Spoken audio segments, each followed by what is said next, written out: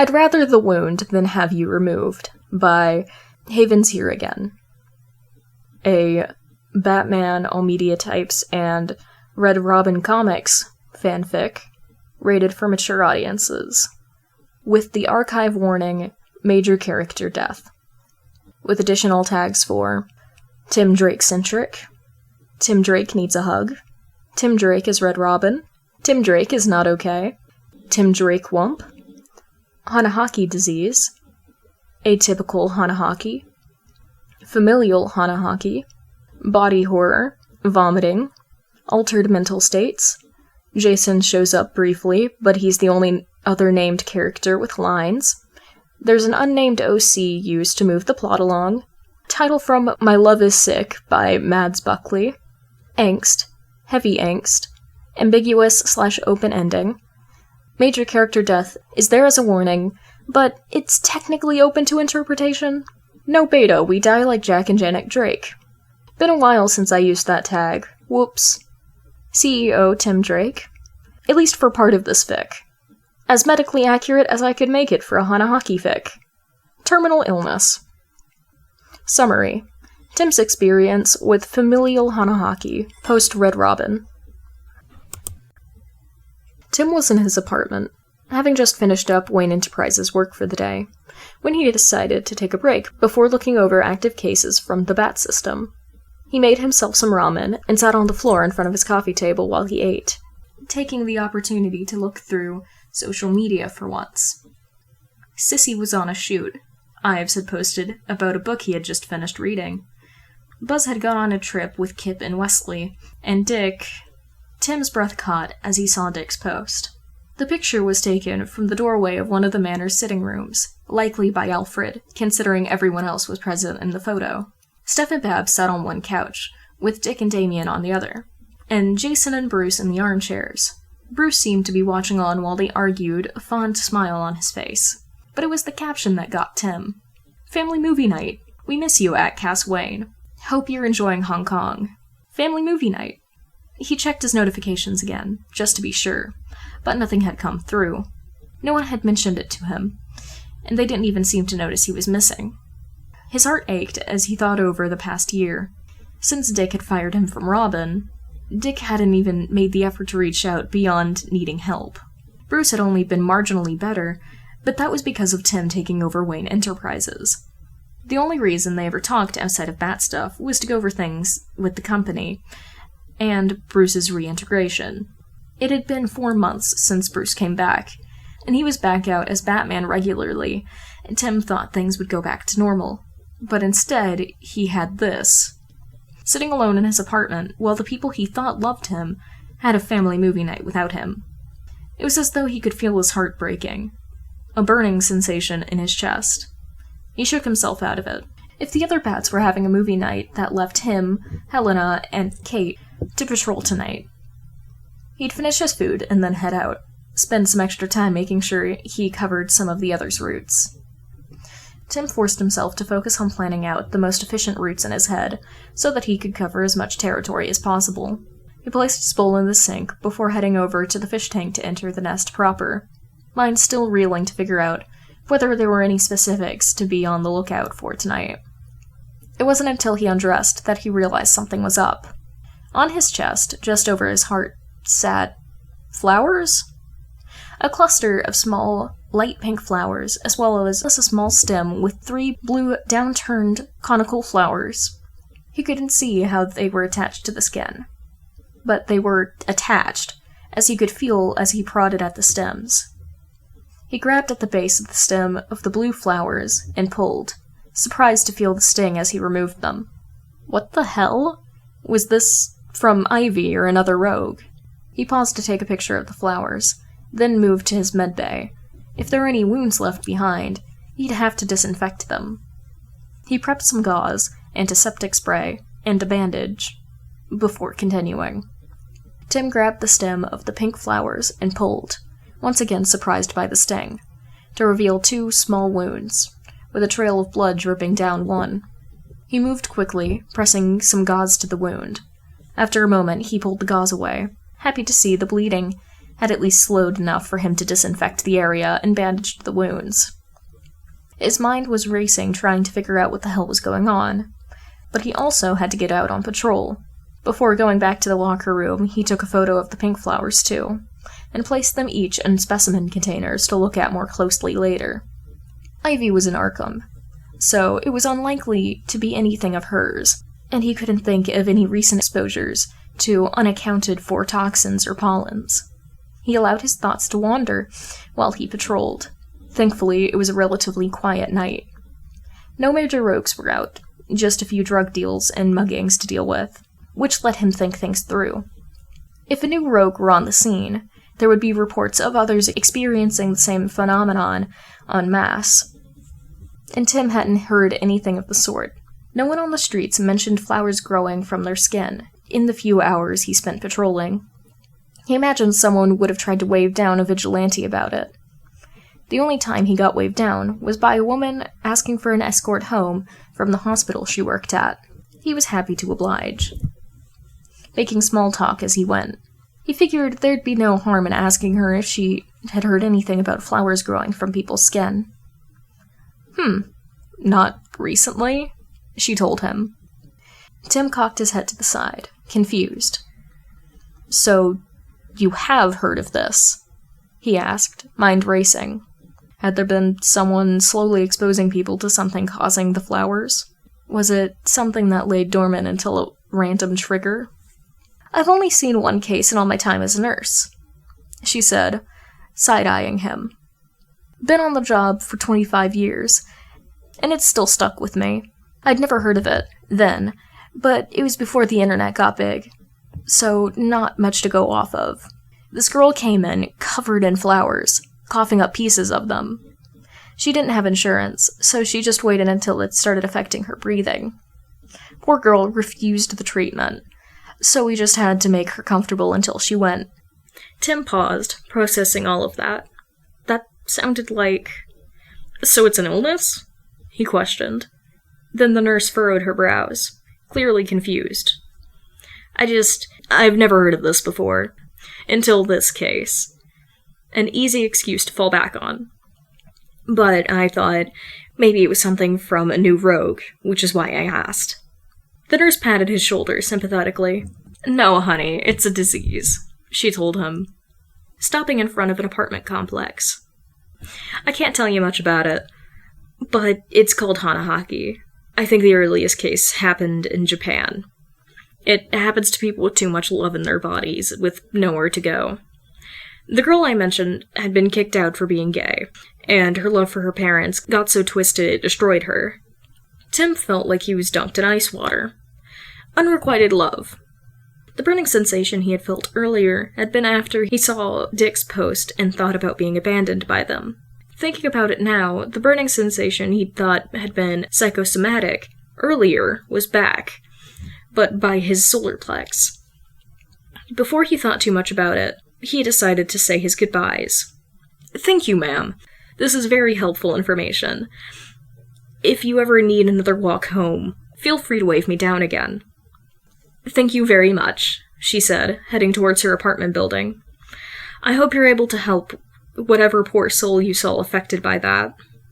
Tim's eyes burned at the sentiment as he gobbled up to the top of the building. He was almost done for the night. Then he could go back to the nest and run through analysis. Before that, though, he poked at the place he'd felt the burning sensation, and was unsurprised to feel a small lump between his skin and the suit. He had a lot of research to do. The test Tim ran on both the flowers and himself showed no evidence of any rogue tampering. If he hadn't plucked the flowers from his skin himself, he would have believed they had been found on the side of the road. Photo comparison showed the blue flowers were bluebells, and the pink flowers were valerian. After running as many tests as he could, and finding nothing, Tim decided to give in and look up Hanahaki. Like the nurse had said, it was rare, a few dozen cases a year, but thanks to the boom of the internet, he was able to find various stories about it. The stories all had common underlines: people who were isolated, typically with their families rejecting them. Effects could be counteracted by friends or other family members, but multiple Rejections made symptoms harder to counteract. Multiple rejections resulted in multiple flower types. It typically started with flowers growing from the skin, almost always starting on the chest, and as it progressed, organs would be punctured as well. Many reported feeling roots under the skin, or in their thoracic and abdominal cavities. Eventual death was typically due to sepsis from necrosis of organ tissues, or anthraxis, flowers taking over the pleural space the way air from a punctured lung would in pneumothoraxis. The only cure was surgical removal of the root stem, and though doctors were unsure of how it worked, that also typically removed all memories of those the unrequited love was for. Surgery was most effective in early stages, since later stages tended to become so intertwined with the surrounding structures. Partial removal could help symptoms, but was not recommended because the roots of the flowers would simply regrow. Treatment called for removal of buds on skin to prevent snagging, causing further damage, with wounds being disinfected and bandaged as normal. If a patient refused removal, they would be moved to comfort care. Without removal, the disease was fatal. Some patients reported symptoms abating if they confronted those they felt unrequited love for, but those stories were so few, they could have been anomalies. By the time Tim had finished completing research, it was nearly 9 a.m. He was thankful it was Saturday, so he could sleep the day away and process everything. There was a moment where he thought about calling Cass, telling her about it, but he couldn't bring himself to. She would be furious about Tim's refusal to confront the bats, and would insist on coming to Gotham to do it herself, and take care of him. And he already knew he wouldn't get the surgery. Without Bruce and Dick, he never would have been a hero, and it would be bad press for both Bruce and Wayne Enterprises if Tim suddenly had no memories of Bruce or his eldest son. And the bats relied on WE to fund their operations and provide their tech. Covering up his cause of death would be easier than explaining him losing his memories of two specific people. He was too public a figure at this point to suddenly step back entirely without question. The easiest solution would be to hide that he had Hanahaki until he had succumbed. He could easily treat his wounds himself, and once his symptoms were too great, he could fake an injury as an excuse to miss patrol. Bruce was already starting to integrate into WE, so Tim could start passing duties on to him with the excuse of wanting to continue his education. He was already studying to get his GED. He could convince Bruce he wanted to quit WE and go to college. Hell, if he could figure out the timing, he could tell them he was going away to college and use that as his excuse for a disappearance instead of an injury. With the bare-bones plan in place, Tim made his way back into his apartment. He could start all the real planning when he woke up. One of the first things Tim did was create an automated system, so that if he went more than 48 hours without accessing his network, an email would be automatically sent to Barbara. He hoped he had enough time to phase himself out of the bats properly, but in case he didn't, he wanted them to be able to access his system, and his open cases. Time frames varied greatly, with some people living almost 2 years after onset, and others succumbing as quickly as 3 months. Barbara, please read this email in its entirety before doing anything else. If you've received this email, you've also received remote access to my Nest systems.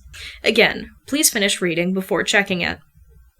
This is not a suicide note, but there's likely to be an unpleasant scene somewhere in the Nest, and I'd rather you not see it. Again, please finish reading this before acting in any way. I'm not sure who would be the best to send to the Nest. Either Jason or Bruce, probably. Jason has been much calmer since I've returned to Gotham, so I don't think he'll be too upset about the scene. And Bruce has always been good about compartmentalizing his emotions. If neither of them seem appropriate to you, please make sure it's someone who can remain mostly unemotional while ensuring nothing from the nightlife is visible. This email is being written on Wednesday 10th, 20XX. As of yesterday, I've developed a rare condition called Hanahaki disease. I've included a file with the research I did last night that led me to this conclusion, as well as helped prepare me for this outcome. While I intend to slowly phase myself out of both Wayne Enterprises and the nightlife, As my research has shown, the disease can be unpredictable. I plan to spend more time talking with the Titans and Cass to attempt to slow its progress, but I am unsure of how effective it will be, as I'm suffering from multiple rejections, as evidenced by 2 flower types growing. I've enclosed, non-graphic, photos of the blooms I removed last night, in addition to all the tests I ran on both of them, and myself, so you can know I've done my due diligence in ensuring a new rogue isn't on the loose. I sincerely hope you read this explanation before sending someone to the nest, and can understand my hesitance on who would be best. Given I will be caring for my Hanahaki alone, it is likely that once I reach the end stages, I will be unable to remove the buds and treat resulting wounds, hence my mentioning an unpleasant scene. While the blooms themselves do not cause bleeding, it is likely that I will tear some of them while in an altered mental state. Considering primary CODs from most patients are either sepsis or something called anthraxis, all I ask is that someone secures the scene before Cass is able to return to Gotham. 6 hours after you receive this email, Cass will receive a video message. I plan to record that shortly after writing this email, and I know as soon as she realizes what it is, she will be returning to Gotham. I hope she will fly, but it's just as likely she will try to Zeta, which is why I've spaced out these messages. Cass shouldn't have to see what will become of me. So please, make sure someone has cleaned me up before then. I'm sure she'll want to see me, but I'd like it to be after the remaining flowers are removed so the wounds can be covered from her view. As stated, I plan to maintain my regular contact with her, so she may be aware of some of the wounds, but I'd like to keep the full extent of them hidden. She'll already be angry knowing I suffered. I'd rather not make it worse by her seeing just how bad it gets. There are notes attached for the bats and the others in my life, as well as my will. I ask that you not read the notes, but I cannot blame you if you decide to. I'm sorry you have to be the first to know, Babs. But, logically, you are the one who made the most sense. You receiving access to my systems will allow you to let someone else in, since I'm likely to initiate lockdown. And you'll also be able to sort through everything the fastest. I've set up a program to send along my open cases, to make sure things are easier for you. You and the others are welcome to choose a cause of death to publicize. Aneurysm, a Nordic disease, suicide, whatever you think is best. Suicide may be a good way to explain me pulling away from the public, as well as provide good reason for mental health campaigns in Wayne Enterprises in the future. So I'm partial to that. But I know that may also make the Wayne family look bad, hence me allowing them to choose how to present it. Thank you for your kindness. Having you in my ear and helping me find information over the years was a great help and comfort. I know we were never as close as you and Dick, so I understand why you stood at his side with everything last year, and I don't blame you. I also want you to know that while I miss you, I don't believe you to be one of the people I've developed Hanahaki over. I do love you, but it's always been more as a friend, which is reportedly less likely to cause Hanahaki. I'm pretty sure I know who I've developed it for, and I don't blame them either. But I can only assuage that guilt so much in one note, so please be there for them after this. I know you already do spend a lot of time with the bats, but please take care of them for me, and take care of Cass. I know this is going to hurt her, badly, and I imagine it'll damage her relationship with those who caused this, so please make sure you and Steph can help her not fall apart completely. Again, I'm sorry for putting this weight on you, and for any pain my passing has caused. I know most of the time people have time to come to terms with someone being terminally ill, and I'm sorry I couldn't give that to you. I hope it brings you comfort to know that by the time I pass, I will have made peace with it. Timothy J. Drake. It was the video for Cass that he was worried about. He knew he wouldn't be able to hold back his emotions, knowing how much his sister would hurt when he passed, and he was thankful that, so far, all the flowers had been hidden under his shirt. Writing his notes had caused a few new blooms he could feel, but he opted to wait until after the video to remove them, since he would only be accumulating more. He sat down in front of his computer in the nest, wearing an old sweatshirt he had stolen from Con. He knew he looked like a mess, his hair still ruffled from sleep, bags under his eyes. but it felt wrong to attempt something polished. This was for his sister. She knew what he was like at the best of times, let alone when he was in a bad state. She'd been with him in Paris, after all. He took a deep breath and stole himself, then pressed record, giving a strained smile. "Hey, Cass," he said, voice hoarse from disuse. He cleared his throat before continuing. "I know you're probably really confused about seeing this, since I never send video messages, but there are some things I have to tell you. You've probably noticed me reaching out to you more often. I'm filming this in advance, so I can't tell how long exactly it'll be for you since that started happening, but I'm recording this on February 10th, 20XX.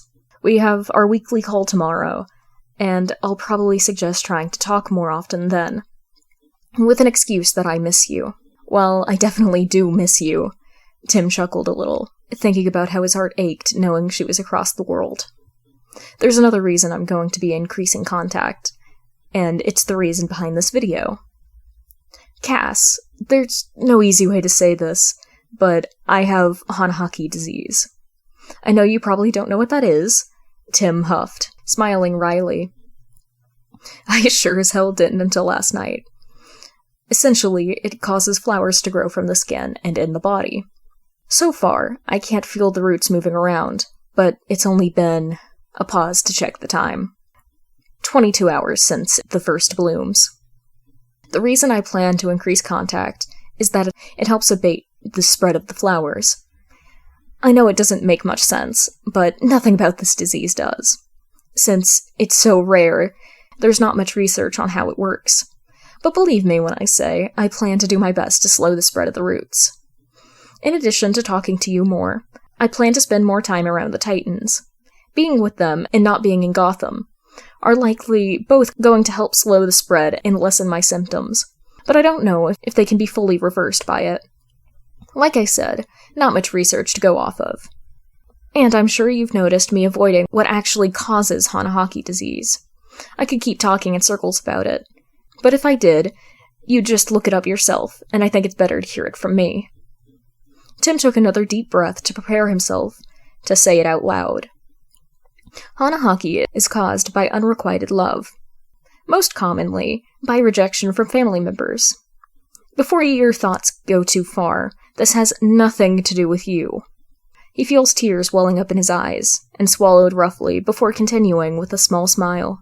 I know how much you love me, Cass. It's why I plan to increase our contact.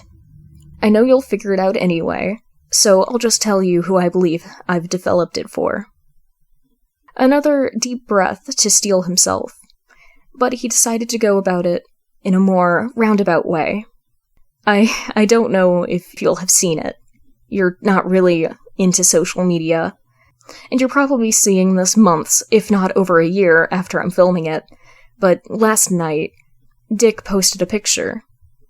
Tim swallowed roughly at the thought, feeling the burning he'd come to associate with new blooms by his belly button. The rest of the bats were in it. Steph, Babs, Jason, Damien, Bruce, Dick. All in one of the family rooms, and another wry huff. The caption said, "Family movie night. We miss you, Cass." No one said anything about me. No one seemed to notice that I wasn't there. No one messaged me about it. Nothing. And just... the first of his tears spilled over, thinking about it, and he didn't bother to wipe them away just yet, knowing there were more to come. Bruce and Dick looked so happy with everyone else. Neither of them have even talked to me outside of work stuff in months, and I realized that I'm not part of the family like I thought I was. Once I realized that, I felt the first blooms. He swallowed roughly, debating for a moment showing off the new ones. He could feel just beside his hip, but decided against it. With everything else I've been through, it's pretty easy to ignore it right now. Talking about them seems to cause new blooms, so I'm gonna move on. He wiped his eyes and took a moment to breathe, calming himself before continuing. Hanahaki is considered terminal, Cass. The reason I'm making this video is to send when He broke off, unable to say it, and readjusted his wording. You'll get this video after I'm gone. This is my goodbye to you. The others are getting notes, but this felt right. For you. I wanted you to be able to hear my voice telling you it's okay. I haven't... He broke off again, swallowing hard. I haven't actually accepted it yet, but I'm sure that by the time you'll see this, I will. After all, it's been less than a day. He gave another small smile. You know I'll push through anything. I'm sorry, Cass. Again, tears welled up in his eyes. I know how much it's gonna hurt you. And I'm sorry about that. I just can't go through with the cure, because it'll destroy my memories of Dick and Bruce, and they gave me you. I don't know if my memories of you and the nightlife would be erased along with everything else about them, and I can't do that. I can't. And I'm sorry for not telling you, but I can't let you give up your life in Hong Kong to come take care of me. And don't act like you wouldn't. He huffed a small laugh. We both know that if I ever told you I wish you'd move back, you'd do it. And I wouldn't do that to you, Cass. You deserve to live the life you wanted, and I refuse to take that away from you because I'm sick. Just let the others help you through this, okay? I know. He swallowed roughly as the tears once again began tracking down his face. I know you won't want to see Dick and Bruce, even though I don't blame them, but at least let Babs and Steph take care of you. You deserve support. And if I can't be there for you, I know Babs will. She'll be the first to know, actually, so that she can access my systems and send someone to the nest. I know you'll want to see me, and you'll be able to. I just don't want you to see me how I'm sure to be at the end. Hanahaki it's not pretty, and you shouldn't have to see me like that. I asked Babs to have someone clean me up before you can come, so I should look almost how I do here. Almost, because he knew he would look sicker. Babs will have my will, but I wanted to tell you. His voice broke just thinking about it. I want you to have my ashes. You can do what you want with them, but I thought it'd be nice for you to have some in a necklace or another piece of jewelry, so I can... His voice broke again, and his breath hitched. Half laugh, half sob. God, it sounds dumb out loud. I wanted to protect you the way you did me. He wiped his eyes, and then reassured. You don't have to do that, obviously. You can scatter my ashes somewhere. Split them up with the Titans. Hell, just leave me on a shelf somewhere. I know you cared too much to toss them in the trash, so it's whatever you decide. You're the best big sister I could have asked for. Once again, his breath hitched, and he wiped his cheeks uselessly. I'm sorry, I have to leave, Cassie. I love you so much, okay? Please remember that. Have Babs clip it or something, so you can hear me say it whenever you want. You did so much for me, and I appreciate it all. And I love you more than anything. Take the time to grieve, but don't let this destroy you. You're tough. I know you can pull through. Live the life you always wanted, okay? Make me proud. Tim ended the recording, so he wouldn't just keep rambling and repeating himself. He let himself cry for a bit. It was really hitting him now that he was dying. Sure, he had months, maybe upwards of a year, but it was terminal. After a few minutes, he roughly wiped his face on his sleeves, before heading to the medbay. While writing and recording, he'd felt half a dozen new blooms push through his skin, so he had to go treat those. The newest bluebells had more flowers on their stems, so Tim made a note of it.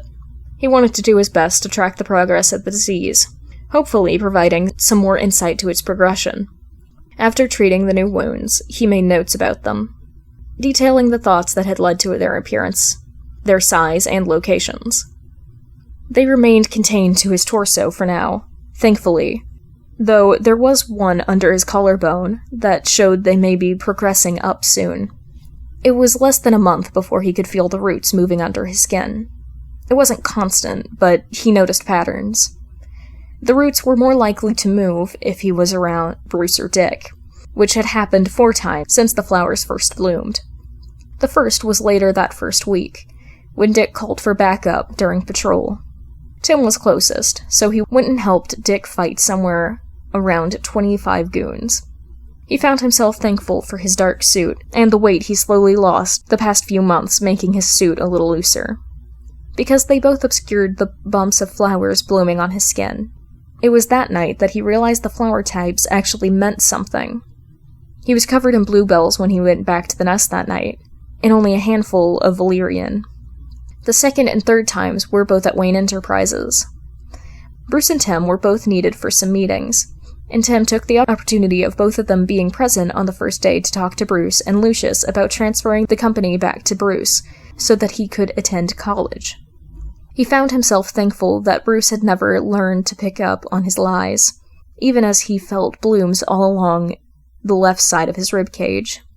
It was the third meeting that started him being able to feel the roots moving, which was unsettling. The best way he could describe it was like bugs inside his skin. He had ended up taking a long weekend to stay at Titan's Tower with Cassie and Bart, and had only a half-dozen blooms the whole weekend.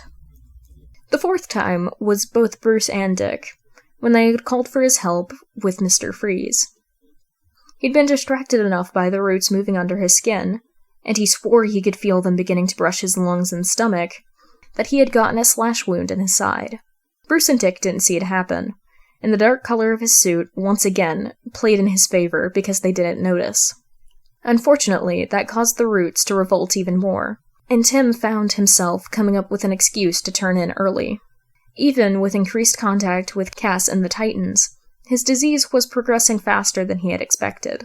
It had only been a month, and already he could feel the roots twining around his organs. He organized another trip to the Titans, this one 2 weeks long. Maybe a longer exposure would cause some of the roots to die off. He got through another week with the bats, only going to WE once for meetings that had to be done in person, before going on his business trip. He was actually going into the San Francisco office for a few meetings, as well as a few college tours to keep up the illusion. But most of his time was spent at Titan's Tower or on missions, and being with the Titans did help. He had a few blooms, but only when he was on his own, which made it easy enough to hide. Like with Cass, he couldn't find it within himself to tell the Titans. Cassie, Con, and Bart would lose their minds and try and force Tim to get the surgery. It was hard, being around them, without telling them, but he kept telling himself it was for the best. He didn't want to spend what time he had left fighting with them over his decision. They'd be mad when they read their notes, but this was easier.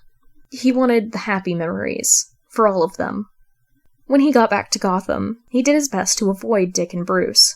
He had to see Bruce for the transfer of WE, but he avoided their patrols, did his best to be on the opposite side of the city so he wasn't called on for backup. Everyone had clearly picked up on something being up, but no one said anything to him. Steph and Babs were checking in more often, which was nice. Having them in his ear, or on occasion showing up on his roots or at the nest, also helped quell the roots. They became active hearing Bruce and Dick on the comms, or if he thought about them too much at this point. But he'd grown used to it. The girls even helped him study for his GED, which he got in mid-April. Having them and regular trips with the Titans helped to ease his symptoms a bit, even if only for a short time. Even Jason had showed up randomly. He dropped by the nest a handful of times asking to help with research, and after the first visit, actually brought food, which was nice. He also asked Tim for backup more often than anyone else. Though, whether it was him seeking Tim out, or just because Tim tended to be in the area, he wasn't sure. By the time May rolled around, he'd fallen into a rhythm. He removed blooms 3 times a day. When he woke up, in the evening before dinner, and when he got back from patrol, if he went. If not, he'd remove them before bed. There were never many blooms in the morning, and there were the most when he got home from patrol. But having a schedule made it easier. It just wasn't feasible to remove the new flowers as they sprouted. The transfer of WE was going well. It should be only another month before he'd phased himself out completely. He applied to a handful of colleges, some in San Francisco, but also Gotham University. Depending on how things progressed, Tim may actually start at one of them. But as time went on, he also noticed more general aches. His whole torso was sore, almost the way it'd be after a rough gut punch, but from collarbone to pelvic bone. He was more lethargic, easier to tire, and get out of breath. And it was only getting worse the longer it happened. By late June, he was taking hits he should have been able to avoid, including a slash to the arm while him and Jason were working a human trafficking case together. And, of course, Jason actually noticed it. Tim was thankful of two things that night: a short-sleeve undershirt he wore under his suit, and that Dick and Bruce had both been called in on some Justice League mission the day prior. He had a few visible scrapes along his neck and collarbone, and upper arms, but no active blooms. Jason insisted on coming along to the nest and stitching Tim up, despite Tim's protest that he could do it himself. He'd looked sad when Tim mentioned doing it plenty of times, though Tim didn't understand why. He was too tired to question it, or to argue much. Jason's eyes snagged on the scabs a few times, but he kept his words on the case they'd just wrapped up. It was only once he had bandaged the cut that he quietly asked, "What happened out there, Tim?" The quiet hit Tim twofold. First, Jason was using his name, rather than any nickname he'd come up with in the past few months. And two, the genuine concern in his voice. It made his throat tight. "Just a lucky hit," he said, shrugging Jason's hand off to head for his laptop. "I'll write up the report for tonight, if you want to head home and get some sleep." He could hear Jason's footsteps trailing him into the living room, but rather than head for the window, Jason just stood behind the couch. Tim gave it a minute, logging into his Red Robin account on his laptop, before looking back at him.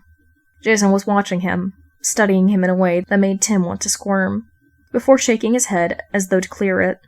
"I can write the report," Jason argued, which surprised Tim. Jason hated writing reports. "You got injured, and you look like shit. You rest, and I'll write up the report. Then head home." Tim was hesitant to let Jason stay, but he couldn't think of a good argument, and he was tired. He sighed, running a hand through his hair. "Make sure you set the alarms when you leave," he said, then got off the couch and headed for his room. "Just use my laptop. I'm already logged in. You know how to find the file." Once he was in his room, he shut and locked the door, glad for the ensuite bathroom. The last thing he needed was Jason seeing the scabs and scars littering his torso, in addition to the ones he had already seen. He was glad Jason hadn't questioned it, but he couldn't imagine him doing the same if he realized how bad it was. Of course, thinking about it made the roots move under his skin. Not quite the way they'd move when thinking or interacting with Bruce or Dick, but as though they were restless. Tim couldn't help but think Jason might say something to one of them, probably Dick, about the scabs, and he could feel the roots in his stomach tighten at the thought of Dick confronting him. As he moved through his room to gather pajamas, he could feel the burn of new blooms along his sternum, the way his breathing stuttered as the roots around his lungs squeezed. He was probably reaching the end stages now, with the pain increasing in his stomach and chest. Though, since he didn't have any imaging equipment, he didn't know if the flowers had begun blooming in his pleural space. But the shortness of breath he'd had lately suggested that if they hadn't, they would be soon. Maybe tomorrow night he'd fake an injury. A rolled ankle, maybe. That would binge him for a week or two. He showered quickly, thoughts wandering, then quickly removed the new blooms that had cropped up. There were a pair on his back, which were always more difficult to handle, but at this point, he wasn't as worried about infection. The chances of sepsis setting in from the infected wound were small compared to the chances he'd soon suffocate from the flowers crowding his lungs. Once he was dressed in pajamas, a Superboy shirt he'd stolen from Con last time he was in the tower, and some old basketball shorts, he left his room to grab a glass of water. Surprised Jason was still sitting on the couch. "Still working on the report?" he asked. putting on an air of nonchalance. Jason hummed and stopped typing for a second to look at Tim over the back of the couch while he grabbed a glass. "Just wrapping up," he replied. Tim could feel Jason's eyes looking over him, and he was glad none of the new wounds were exposed. "You mind if I crash on your couch? My place is on the other side of the alley, and I don't really feel like going that far." Tim held back a sigh, placing a tired smile on his face instead. "Sure, man," he said. As much as he wanted to kick Jason out so he wouldn't have to worry, he couldn't bring himself to do it. "I don't have any clothes in your size, though, so you're stuck in whatever layers you've got under your armor." Jason huffed and rolled his eyes. "I'll make do," he joked back, and Tim's smile turned a little more genuine. He was glad, at least, that he and Jason were finally getting along. It was nice to know that they'd be able to have a civil relationship before Tim died. "Night, Timbo." "Night, Jason," he called over his shoulder as he headed back to his bedroom. Once again, he locked the door behind himself. Better to keep that layer since Jason was going to be there for a few hours. Tim collapsed onto the bed, staring at the ceiling. His thoughts were all over the place. The transfer of WE was complete, though he was still doing some work for them. Tomorrow he'd get plans in place for who it should be passed off to. He only had a handful of open cases. He'd been working with Stephanie and Jason enough that the two of them should be able to take over pretty easily.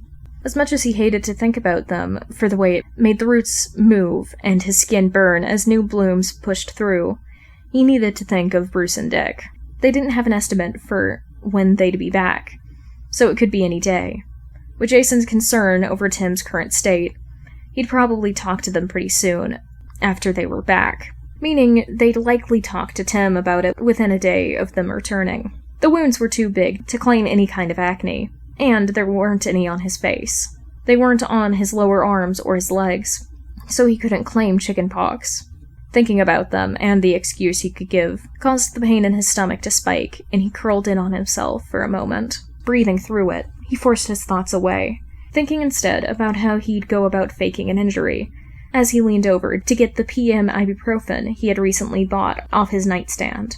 He swallowed 2 pills with a mouthful of water, and laid back down, a hand gently massaging his stomach.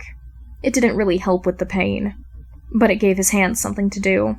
The roots must have penetrated organ tissue at this point. If he was lucky, it would kill him before he had to think about any excuses for Dick. With that thought, he drifted off into his dreamless sleep. When he woke the next morning, he was nauseous and lethargic. Not all that unusual lately, but it seemed worse than normal. He forced himself to sit up, only for the room to spin, which was new. His muscles felt heavy when he pushed at his blankets, and his vision blurred a little. This didn't seem to fit what he had read of sepsis. But what else could it be? He forced himself up and sipped at the water on his nightstand, gone warm overnight. A glance at the clock showed it was nearly 1 p.m., later than he expected to sleep, even with the PM medication he'd taken. His breathing was shallow, but he wasn't sure if that was the flowers or the symptoms of whatever was going on. The pain in his stomach was still there, though more low-grade. He dragged himself out of bed and paused next to the door. Even with his hazy mind, with whatever was happening, he remembered Jason asking to stay the night. When he didn't hear movement on the other side, he unlocked it, shuffling towards the kitchen and forcing himself to eat something. He moved slowly, a dull ache forming behind his eyes. Once he'd eaten, he'd take more ibuprofen. His mind wandered as he pulled out bread to make himself toast. There was no way he'd be able to patrol. Maybe he could say he got sick? But then someone might come check on him, which was the last thing he needed. A last-minute Titans mission? That could probably work. None of the bats really talked to the Titans. He could message Babs in the evening and let her know. He put his toast on a paper towel, not wanting to risk making dirty dishes he might not be able to wash, and shuffled to the couch. His laptop was on the coffee table, a note on top. He put his toast down before picking up the note to read. "Thanks for letting me crash here. Report from last night's done. Feel free to add notes or whatever. See you on patrol. Jay." Good. No mention of scabs, no signs of concern. He dropped the note and leaned back onto the couch, sighing. God, he was tired. Still, he forced himself to sit up slightly, grabbing his toast. As soon as he took a bite, he froze, mouth watering and stomach clenching. He dropped the piece of toast back onto the paper towel and pushed himself to his feet, stumbling to the bathroom and collapsing in front of the toilet before throwing up violently. Except where he expected bile was flowers? Partially digested blue and pink flower petals floated in his toilet. His mind raced. Oh God, that wasn't something he considered. There had been so few reports of flowers growing in the stomach. He hadn't thought to check if bluebells or valerian could be toxic. Fuck, that must have been what caused the symptoms he'd been observing. Tim cleaned the corners of his mouth with a bit of toilet paper, dropping it in before flushing the toilet. And he forced himself to his feet before heading back to his bedroom to grab his phone. He brought it with him to the bathroom, breathing through the nausea still churning in his stomach, and locked the door behind him. After he dropped to the floor, he allowed himself a moment to just breathe, noticing that it seemed even more difficult than when he'd first gotten up. He noted everything down on his phone, starting with what he'd experienced last night, and ending with the vomiting flowers. Once he opened up a new tab in his web browser, searching valerian toxicity first. He knew it was used as a sleep aid sometimes, which meant it was possible that too much could suppress the central nervous system. And though it seemed uncommon, it was possible. Even though it wasn't really necessary, he searched bluebell toxicity as well, and found that it could cause death in large quantities. Symptoms for them overlapped: nausea, vomiting, lethargy, dizziness, difficulty breathing, everything he'd been experiencing from the moment he woke up. Time frames were impossible to predict. He had no clue how much he'd ingest, since the flowers were growing inside him, and not something he'd willfully eaten. His stomach cramped, and he curled into himself. Any painkillers he tried to take would likely come back up, and he hadn't thought to move IV supplies to his bathroom. He'd thought he'd be able to get into the Nest's medbay, but he couldn't imagine attempting to get down there. His muscles had been so heavy when he had first gotten up, and it was only getting worse. He stared blankly at the ceiling, thoughts trying to focus on anything he had to do. But they were muddled. Disorientation and confusion popped up in his head. He paused for his phone again, and found himself unable to unlock it. At least no one was supposed to come by the Nest today. For a while, he just drifted. His thoughts weren't really coherent, and he found himself weakly scratching at his skin, burning sensations playing across it. When he ran into an obstacle, he pulled at it, hissing at the sting it brought, fingers coming back wet. He registered, distantly, that it was blood, faint alarm bells ringing in his head, but found himself unable to do anything about it. Hand flopping weakly at his side again. His stomach clenched, and he turned his head to the side, this time to vomit on the floor. Wet petals greeted him. He reached up, managing to snag a towel and drag it down on top of the pile of flowers. He wished Dick was here to comfort him, like he had been with the clench. The thought caused another pang in his stomach, and he whimpered, hugging himself weakly. The bathroom was blurred around him, colors blending together, and he could feel himself trembling. He turned away from the towel he'd thrown down, shivering on the cool tile. God, he wished he had a blanket. His fingers were turning blue against the black of his shirt. No, not his shirt, Khan's shirt. He'd gotten blood and bile all over it. He'd have to apologize when he gave it back. That also rang alarm bells in his mind. Some part of him aware that he wouldn't be returning the shirt. He wouldn't have the chance.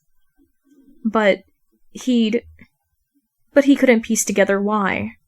He scratched weakly at his neck, fingers meeting an obstacle again, and again he pulled it, whining at the sting it left behind.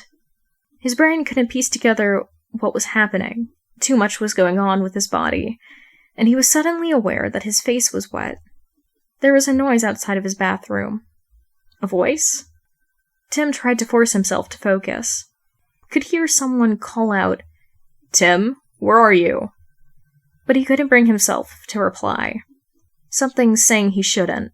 He'd run out of energy, could feel himself teetering on the edge of consciousness, and before he could figure out why responding was a bad idea, he fell into darkness. Okay, so bloopers and notes section for this one is kind of weird. There are no end notes from the author, so it cuts off. I had no ending notes. What is about to play is my notes I had while editing, because I'm rereading Red Robin, and I forgot to put that as a note before that, and after that, the bloopers, there are the night I recorded the first section of this up to Barbara's note. I finished through Barbara's note, and then I did Cass on a different day.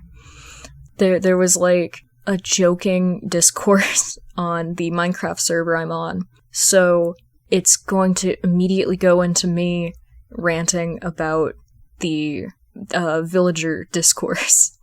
I didn't want to include the full thing because it's just me going, they said this, and then I said this, and then they said this, so it's just a bunch of random notes. After that are actual things I did for the editing.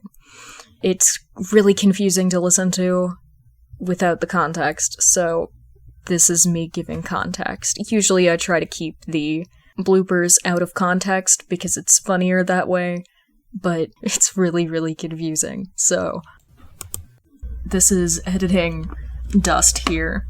I'm rereading Red Robin at the moment. I was not rereading Red Robin when I first recorded this, so I don't make any references to it while I'm reading. But because of that, like, if you follow my plug for my Tumblr, if you follow my Tumblr, I've been posting silly little moments from the comics whenever I read them. Let's see. I am currently on issue 15, so I haven't gotten to him going to France yet. I have gotten to, him, like, jumping out of a building and Dick going, hey, so how did you know I could catch you? And he was like, because you're my brother. Which, devastating when you read this. You go from, like, Tim being like, yes, he's my brother, and, like, he so clearly trusts Dick, and then you read this and it's like, Dick completely stopped talking to him. They are not communicating, and it is devastating.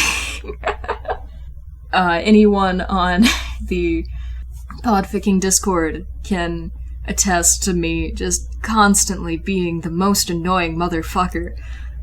At the moment, it's just me and Icarus in the DC Podficing space, or on the Discord. So I will go on there and just post random bullshit from, at the moment it's Red Robin. Icarus is apparently going to read Red Robin, so hopefully they enjoy it. Which, honestly, he should, because Red Robin, Tim, in the course of like 2 pages, goes from, we can't kill anyone. If anyone dies, then it is my fault if that man dies, to, I'm gonna blow up all of Raz's shit, and at least 100 people are gonna die because I blew up all his shit. But it's fine. He is unhinged in Red Robin. Jason doesn't make meaningful connections, and also, Damien's his little brother. How is he gonna know what his love life is like?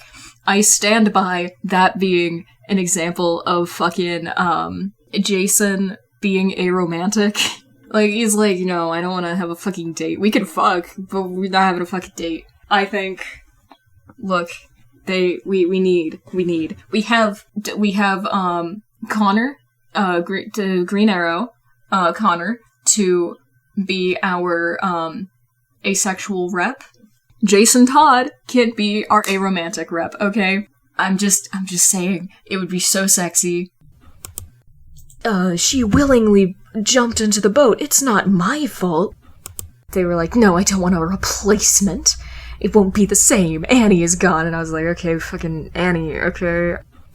from how it's sounding, all of your villagers keep dying and none of mine have died. So what it's sounding like is, actually you can't care for your villagers, and, it's far safer for them down here underground than it is up there.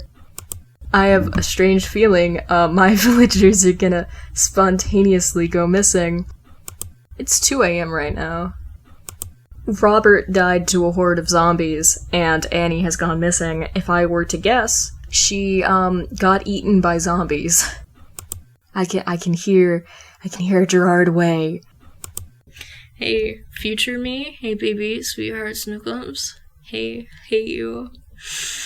I'm gonna reread the line before, real quick. And you are going to edit it back in, okay? Okay. Thank you. He wouldn't be able... No. I was invited to the YouTubers Podfic Discord. And I've just spent a good 3 hours, if not more, on call with Loveless, and the mortifying experience of being seen. We were listening to one of Loveless's podfics, and we were having a good old time, and then we finished the podfic, and they were like, so, now share yours. I was like, oh shit, but mine are terrible. I can't read to save my life, no. But we had a good time. I hope they don't think I'm too boring or anything like that. I'm normal and I have so much self-esteem. Okay.